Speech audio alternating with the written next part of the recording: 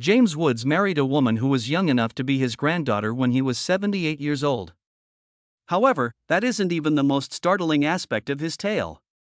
He lost millions of dollars after his home was burned by the Palisades fire in 2025 and disclosed details about his previous relationships through music. Outrage erupted when he revealed that he was 46 years older than his former sweetheart. Even more unsettling, however, are fresh revelations regarding his private life. You won't believe what transpired behind closed doors during his marriages.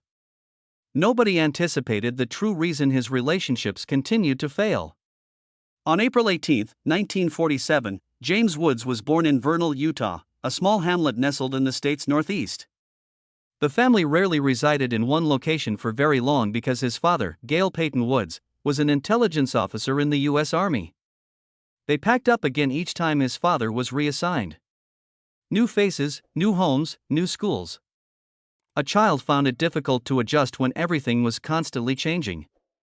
His life was somewhat stabilized by music, since his mother, Martha A. Smith, operated a preschool.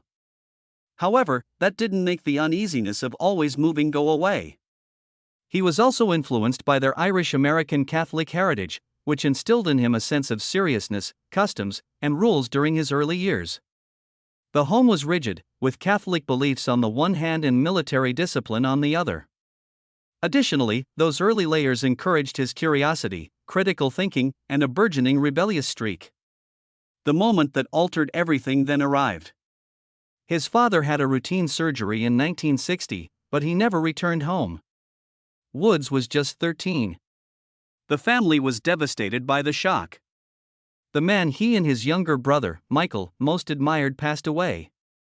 In an attempt to start again, his mother remarried Thomas E. Dixon after the funeral and they relocated to Warwick, Rhode Island.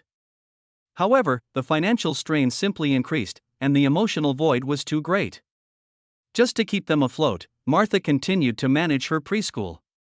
After his father passed away, Woods would later describe how empty the house felt. How everything appeared more difficult, and how the absence turned into a silent power that influenced his perspective on the world. Warwick, was a humble and occasionally tense place to live. The finances were tight. There were high expectations, He was close to the church because of his Catholic background, and he even worked as an altar boy.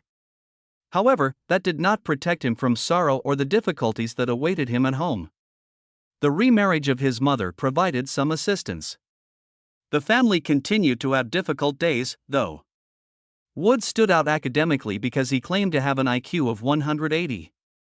However, it also caused him to distance himself from the other children. He was lonely in the halls but strong in the classroom.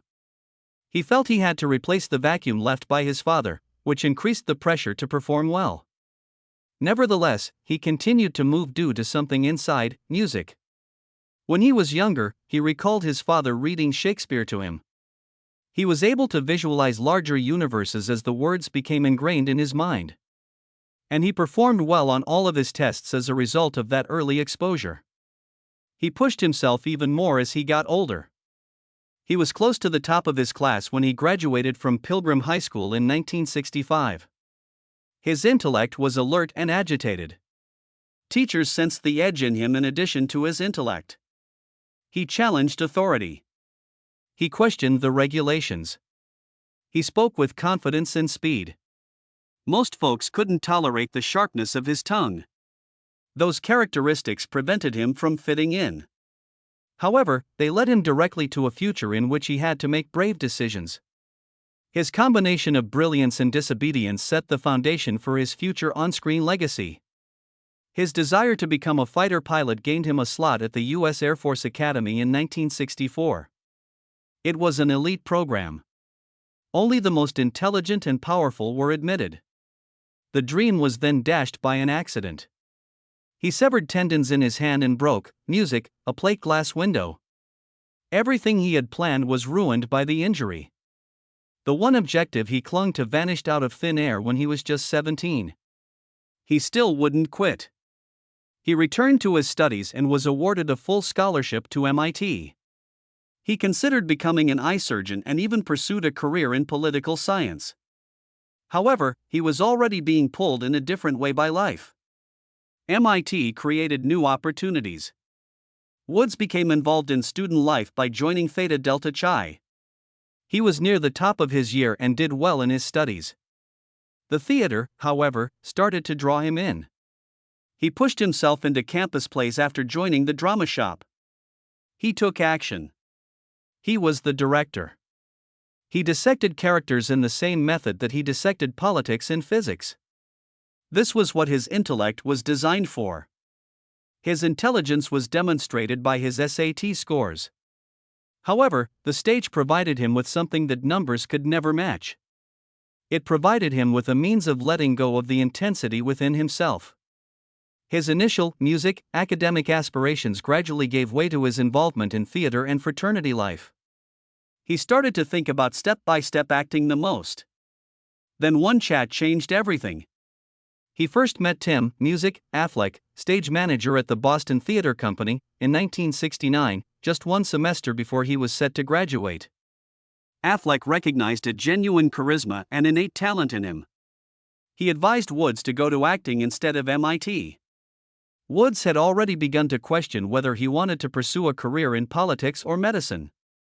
The thought struck him hard. When he decided to forego his scholarship and the seemingly secure future, he shocked everyone, even himself. Despite being taken aback, his mother encouraged him to excel as an actress. He thought about that straightforward statement for years. Alongside his fraternity buddy Martin Donovan, he relocated to New York City in 1969 and immediately plunged into the world of auditions and empty wallets. While looking for work, he took on odd tasks. He had an advantage because of his educational background. He was able to comprehend complicated characters. He could examine a screenplay in the same manner that he used to examine equations. He landed his first significant off-Broadway role in Borstal Boy in 1970. And he persevered through every challenge after that. His early days as an actor were a survival test for music. But the hunger within him would not go away, so he continued. However, it all began much earlier. He made his Broadway debut in The Penny Wars at the Royal Theatre in 1969.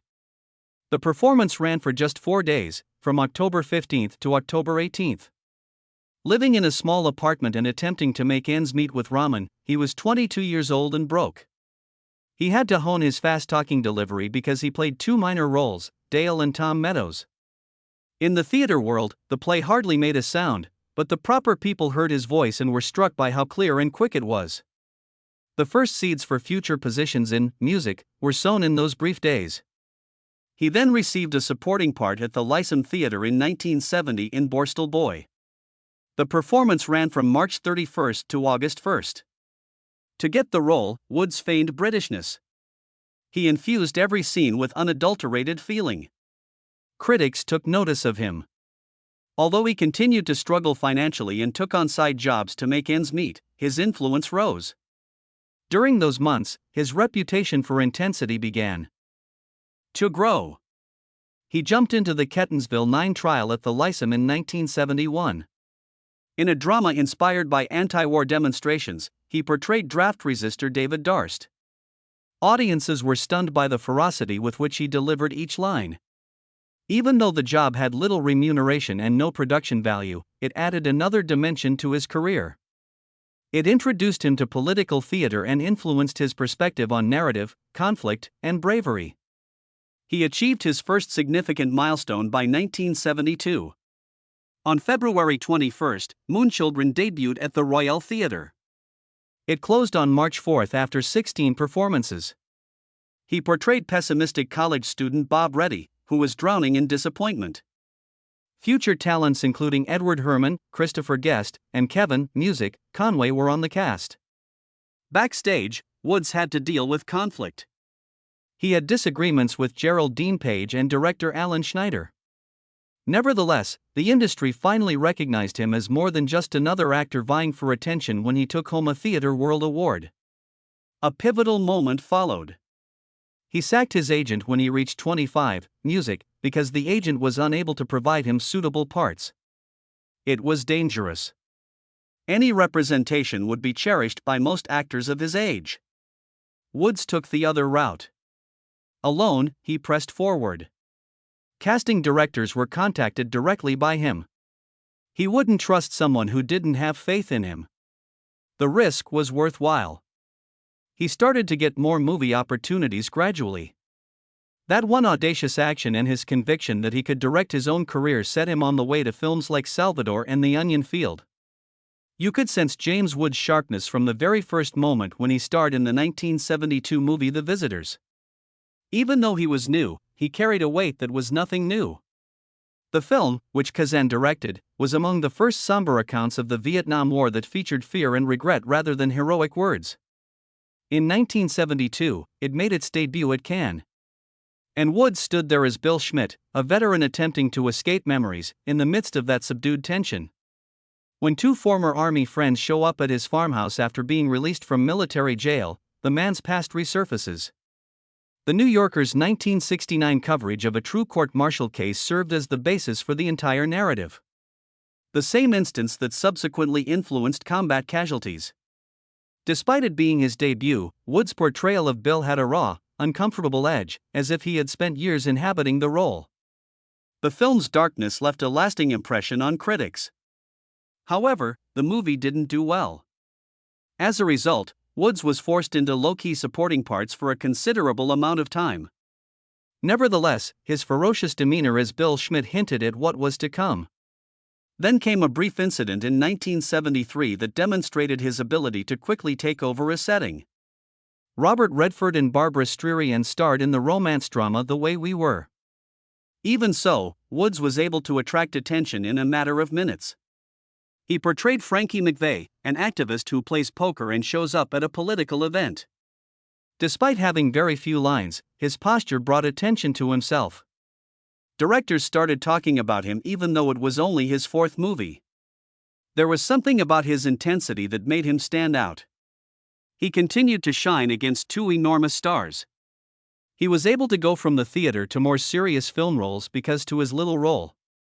By 1975, Night Maneuvers had slightly improved his luck.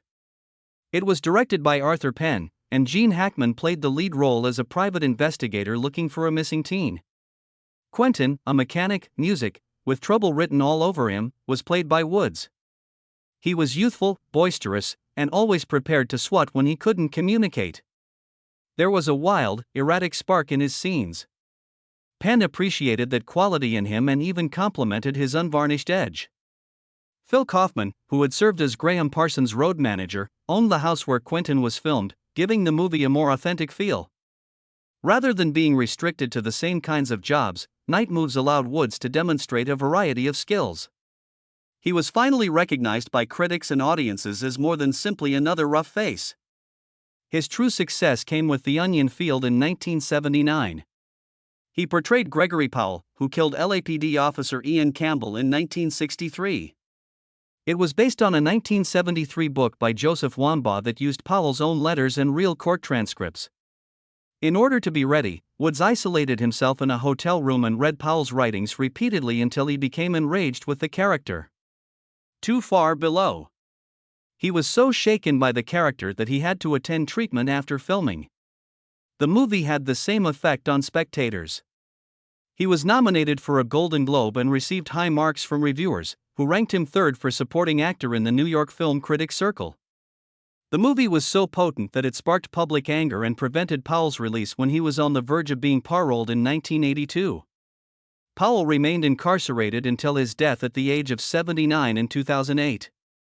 In 1983, just a few years later, Woods took a bolder and wilder step. A Videodrome. The film, which was directed by David Cronenberg, focused on hallucinations, bodily horror, and the fear of media permeating everyday life.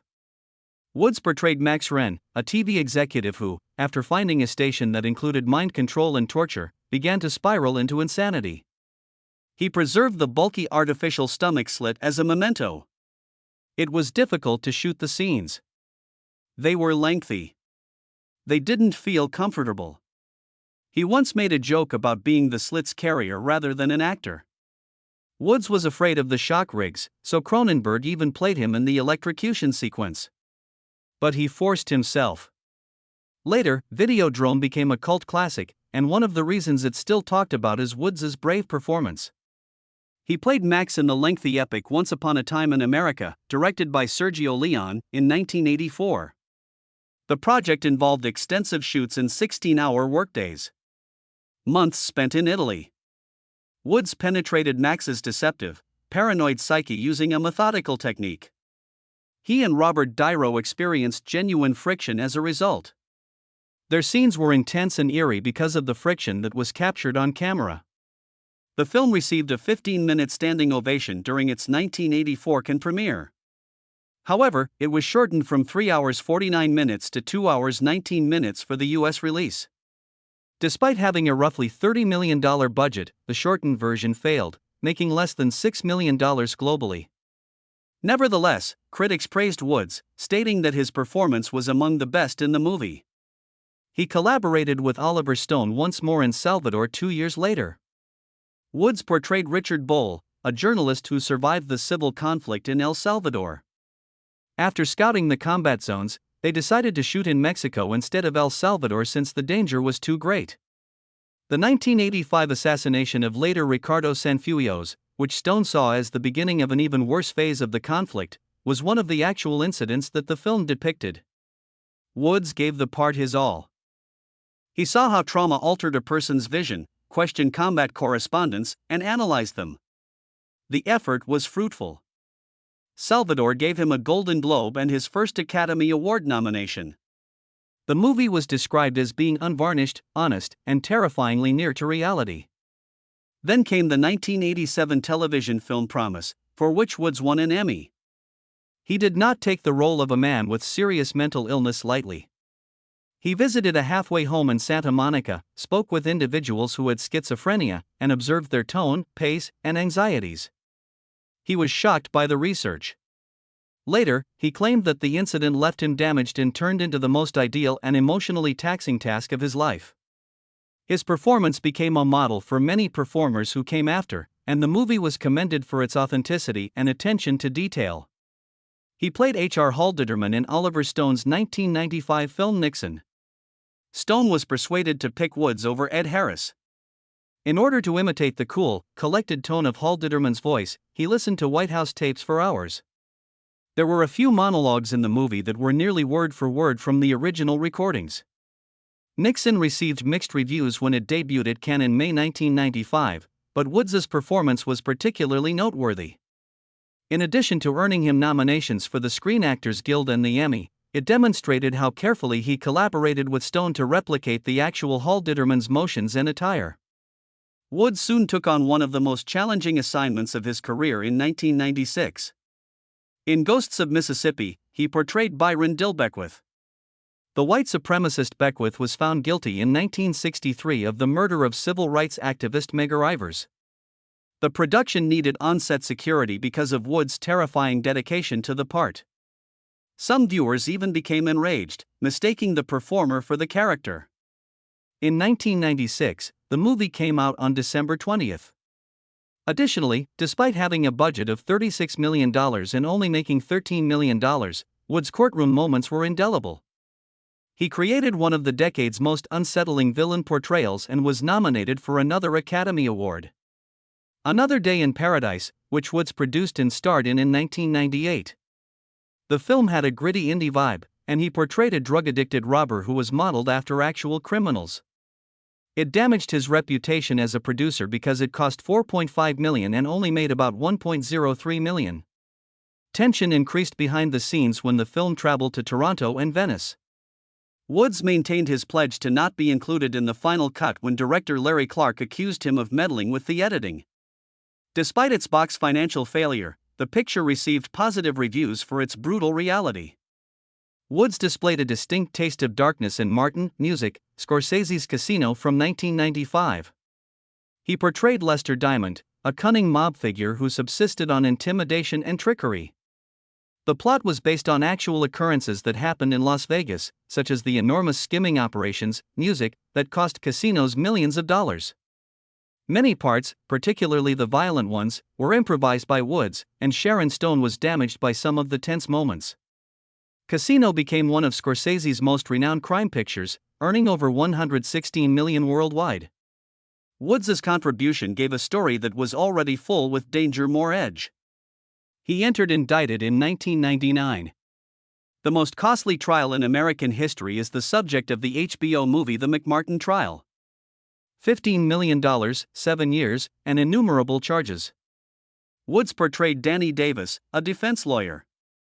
His insistence on truth caused him to argue with filmmaker Mick Jackson, particularly on how courtroom sequences ought to play out. The movie claimed that the trial had become a witch hunt is driven by widespread fear. Woods pressed for modifications to the screenplay and approached the job as a duty. His performance reminded everyone that he always sought authenticity, even when it rocked the set, and garnered him a nomination for a Primetime Emmy. James Woods moved through television like he owned the place during the 1990s and the first part of the 2000s. He was in charge of a witty HBO drama one year. The next, he was transforming a TV movie into a topic of conversation for weeks. Audiences followed him as he alternated between gloomy personas and, music, gentler, more poignant ones. He continued to receive Emmy nominations for his performances. His programs continued to receive great ratings. His spontaneous line-changing tendencies occasionally led to conflict with executives. However, the way he brought scenes to life was adored by the audience. He gradually influenced the type of television that challenged conventions and provoked discussion. And for over 40 years, his name remained well known. People were aware that he might be intelligent, erratic, boisterous, honest, or all of these at once. When he entered the recording booth for Disney's Hercules in 1997, the same intensity flowed over into animation. He transformed Hades into a fast-moving, crazy persona once he began to voice the character. Directors were unable to foresee what he would, say next because he improvised so many lines. He even made up the part when he yelled, "I am the Lord of the Dead," on the spot. Everyone was stunned at first. Then they started laughing. Later on, it was one of the factors that made the film successful. Many individuals gave Woods credit for the spark that caused Hercules to surpass $250 million globally. As usual, he made the case for creative freedom behind the scenes. However, that tug and pull gave Hades a style that altered the way cartoon villains were portrayed. Then HBO released Dirty Pictures in 2000, a movie that directly landed in the midst of the debate over free expression in America. Woods portrayed Dennis Barry, who was in charge of displaying Robert Mapplethorpe's photographs at the museum. He infused the courtroom sequences with genuine fire. During a protest scenario, extras even undressed, which garnered international attention. Music. The character was a personal fit for Woods, who had previously discussed censorship in public. The movie attracted millions of viewers and stirred discussions on the boundaries and rights of art. In addition to earning him an Emmy nomination, his performance served as a reminder of the impact that television might have when it embraced difficult realities. He played Sebastian Stark in Shark, which aired from 2006 to 2008, a shrewd defense lawyer who pushed all the envelopes. The show was one of Fox's biggest blockbusters at the time, drawing in about 10 million viewers each week. Woods continued to put his own touch to the conversation.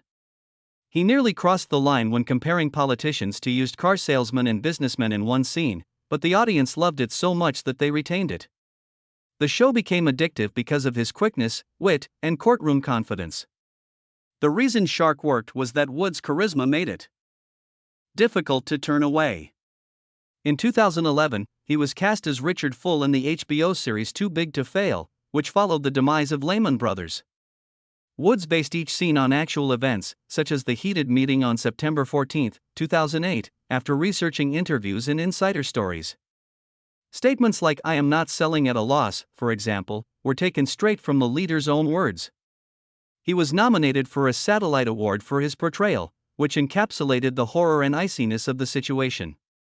People who were attempting to figure out what actually happened during the breakdown and why it was so important used the movie as a guide. He had displayed a different side of himself in The Virgin Suicides in 1999, only a few years prior. In this role, he portrayed Mr. Lisbon, a distraught and perplexed parent. Fans were taken aback by its quietness, emotion, and softness. Woods spent weeks preparing, using his personal experiences of loss as a guide. The movie became a cult favorite and earned over $30 million. His performance was notable because it demonstrated his ability to step into something delicate and let go of the rough edges. There were storms in his personal life as well. August 31, 1980, was the day he married Catherine Morrison. On September 20, 1983, they got divorced after just 5 months of dating. While filming Against All Odds in 1984, he was plagued by rumors of turmoil, which fueled headlines that further emphasized their breakup. Then, on June 2, 1989, he married Sarah Owen. It was only 10 months long. The divorce was formalized in April 1990 after they had split up in November 1989. His lengthy shooting hours and relentless work were blamed by many for the breakdown. From 1997 to 2000, he was engaged to Missy Kreider. Their age gap attracted a lot of attention, and they had been dating since 1993. Kreider was in her 20s, while Woods was in his 50s. Music. The demands of his schedule conflicted with her need for stability, despite his defense of the relationship. Although their 2000 breakup was discreet, it was still reported in the tabloids. He then made headlines again in 2013 when he dated 19-year-old Kristen Boggas. There was a 46-year age difference. It sparked another round of conversation. Woods defended the relationship in an online essay while detractors retaliated. It was real, he insisted. The arguments simply intensified, adding to his lengthy history of public music disputes. When he married Sarah Miller in 2021 at the age of 74, everything changed. He kept quiet this time. No money coverage, no public turmoil. Friends reported that she helped him deal with emotional difficulties and health issues. Woods lived his life with her and her older children primarily out of the spotlight, and he never had biological children. After decades of upheaval, it turned into a tranquil, stable chapter for him. Naturally, he continued to get involved in controversies. He tweeted in June 2016 that all ISIS fighters were using American-made iPhones. Online, the claim went viral. Apple threatened to take legal action. The claim was refuted as untrue by experts. For disseminating it, he was banned from Twitter. It demonstrated how one tweet may go viral and lead to serious issues. Then there was another storm in 2018. In July 2015, he filed a $10 million lawsuit against Ableist, an anonymous Twitter user, alleging that he was addicted to cocaine. Courts declined to identify the user. Woods tweeted "Good riddance, music," after learning of the man's passing, even expressing his wish that the man died yelling his name. Everyone was astonished by that. It demonstrated the extent of his rage at times and turned into one of his most talked about moments on social media. Throughout the 2020 election, he continued to speak out. His posts were marked and fact-checked after he made repeated accusations of voter fraud. Once more, his account was suspended. He filed a lawsuit against Twitter in 2022, claiming the platform suppressed him and singled out conservatives. The case prompted fresh discussions about online free expression and placed him on an expanding roster of public individuals opposing platform restrictions. He made another broadcast appearance in September 2025, this time during the wildfire season in California. He said his home was almost destroyed by music budget cuts and blamed the state's administration. Environmental specialists and scientists resisted, citing long-term environmental problems and climate change. As the fires intensified, the debate grew even more heated as Woods utilized the occasion to make a political statement. He also frequently brought up his public feud with Amber Tamblyn in 2017. She shared a statement about the Me Too movement on social media. In response, Woods said she was lying. She referred to him as insane. Their conversation went viral and evolved into a larger dispute around harassment, belief, and the way Hollywood responds to these reports. Woods became more involved in voice acting when his acting career declined. He made appearances in video games such as Grand Theft Auto San Andreas and Family Guy. He said that because he was conservative, Hollywood blacklisted him. He even admitted, music, in a 2018 interview that he declined a Family Guy episode because he believed comedy had been corrupted by animosity toward his principles.